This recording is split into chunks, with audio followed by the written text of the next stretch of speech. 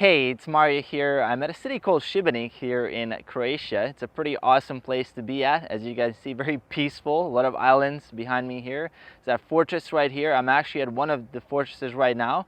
It's just pretty awesome. This place wasn't always as peaceful as this. It used to be a very famous war zone back in Middle Ages when Croatia was fighting against the Venetians.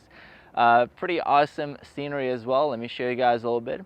And I wanted to film a quick video as well here about a topic that I've been confused a lot myself as well when I was first starting out, and something I get a lot of questions on every single day. And that is the debate whether there's a perfect macronutrient ratio for fat loss. Some guys will claim that things like insulin make you fat, so you shouldn't go high carb because the insulin will make you store more fat. Things like, oh, you should go high fat because the ketogenic diet will basically make you lose more fat, or someone say, well, you need to go higher carbohydrate or whatever.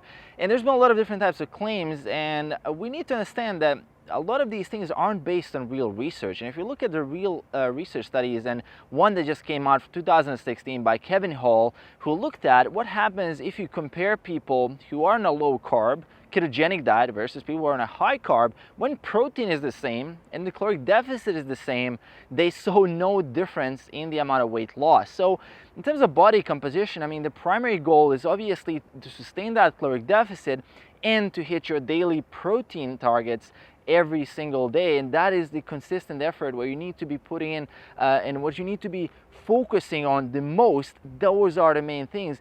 Debating whether the high carb or low carb diet really makes a difference if you're not an athlete, if you're not a professional bodybuilder, if you're not someone who's like an endurance athlete who demands a lot of carbohydrate to fuel their performance, someone who hasn't been doing a lot of high intensity activity. I mean, there's not going to be that much difference. And really, a lot of these debates are just complete nonsense. Like, there's just no basis for it whatsoever. I mean, of course you want to go higher carbohydrate if you're the kind of person who does a lot of activity, if you're exercising like 4 to 6 times a week and you're doing a lot of high intensity work, and if you're doing even more exercise than that, then carbohydrate becomes more and more important. But if you're someone who's casual lifting weights, someone who's just interested in improving their body composition a little bit, getting a six-pack, being a little bit stronger, and finding a sustainable lifestyle, then there's nothing wrong with going low carb as well. I mean, there's nothing wrong with eating higher fat. And as well, you can combine the two. You can do a higher carb day on your workouts, lower carbs on your rest days, and it works perfectly fine. And the bottom line is that if the deficit is the same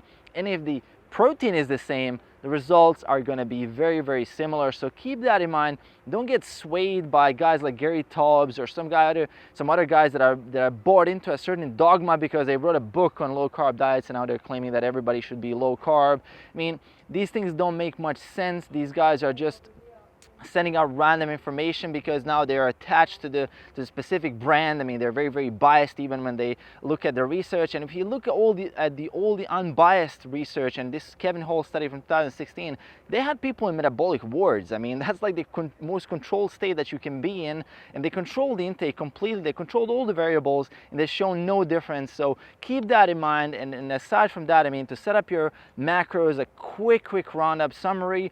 Set up your protein based on your lean body mass, so somewhere between 0.8 to 1.3 grams per pound of lean body mass will suit your goals. And if you're, let's say, someone who's very, very lean and you want to get even leaner to step on stage as an athlete, going to that 1.2, 1.3 grams per pound of lean body mass might be beneficial. If you're someone who's just up to getting to 10% body fat, being somewhere around 0.8 grams per pound of lean body mass will be completely fine in terms of protein. Caloric deficit, I mean, if you want to go aggressive, you can. If you have a lot of body fat to lose, if you're someone who is fairly lean to begin with, you shouldn't go too aggressive. If your goal is to maintain your muscle mass and basically maintain your performance as well in the gym, keep those things in mind. But aside from that, there's no magical ratio that fits everybody. Some people feel great on a low carb. Some people feel fantastic on a high carb. And it's just coming down to personal preference. At the end of the day, it's about sustainably hitting your macros and calories day in, day out. That's what matters the most.